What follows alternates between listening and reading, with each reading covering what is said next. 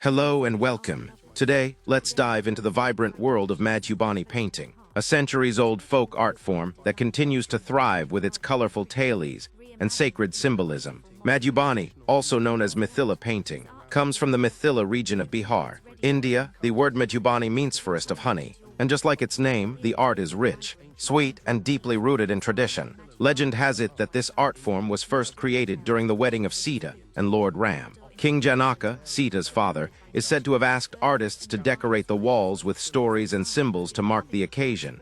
And from there, a tradition was born. What makes Madhubani unique is its medium and method. Traditionally, it was done on freshly plastered mud walls using twigs, fingers, and natural dyes made from flowers, turmeric leaves, and even cow dung. Today, artists use paper, cloth, and canvas, but the spirit remains the same. Now let's talk about the themes. Madhubani paintings are never random. Every line has a story. Every color holds a meaning.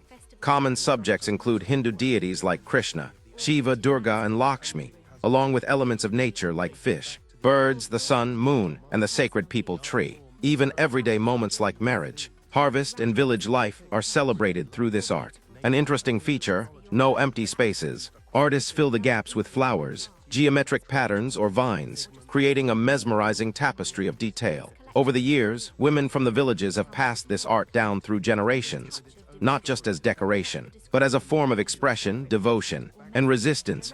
In fact, during times of drought or social protest, artists have used Madhubani as a voice for awareness and change. Today, Madhubani painting has found a place in homes, museums, fashion, and even global exhibitions. Artists like Sita Devi and Ganga Devi helped bring it to the world stage, earning national awards and international recognition. In essence, Madhubani is more than just a painting style. It's a living, breathing tradition, one that carries centuries of stories, prayers, and cultural pride in every stroke. Thank you for listening.